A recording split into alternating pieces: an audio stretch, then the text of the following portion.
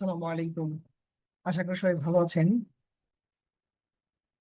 গত জানুয়ারি 2025 mid term medicine and allied পরীক্ষার যে প্রশ্ন ছিল সেটা কিছুটা কঠিন হয়েছে এবং অ্যাটিপিক্যাল অথবা ক্রিয়েটিভ যেটাই বলেন সেরকম হয়েছে। এবং অনেক এক্সামিনীর সাথে কথা বলে আমি বুঝেছি যে পরীক্ষার প্রশ্নগুলো আসলে কঠিন হয়েছে।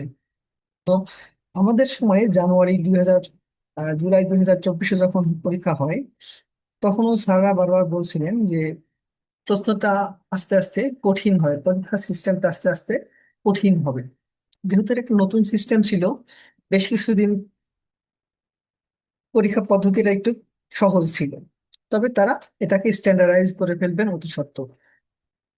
গত জানুয়ারি 2025-এর প্রশ্নগুলো অ্যানালাইসিস করে আমারও মনে হলো যে পরীক্ষার পদ্ধতিগুলো আসলে একটু ডিফারেন্ট হচ্ছে। বিশেষ করে এসএকিউ পরীক্ষার পদ্ধতিটা একটু ডিফারেন্ট হয়ে গেছে, কোশ্চেন প্যাটার্নটা। কিছু অ্যাটিপিক্যাল টপিকসও দেয়া হয়েছে।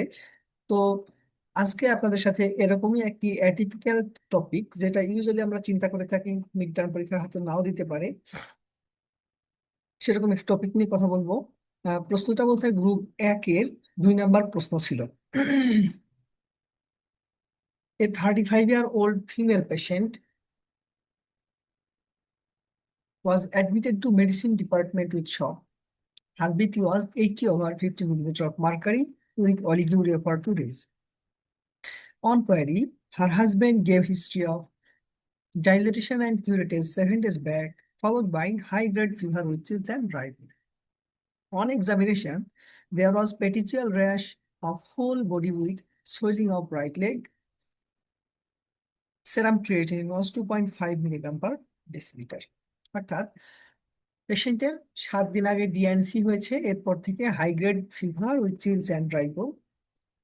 সে যখন এমার্জেন্সি ডিপার্টমেন্টে আসে, তখন তার বিপি ছিল 80/50 মিলিলিটার অফ মার্কারি, আর শকে ছিলেন, সাথে অলিক ইউরিয়া ছিল।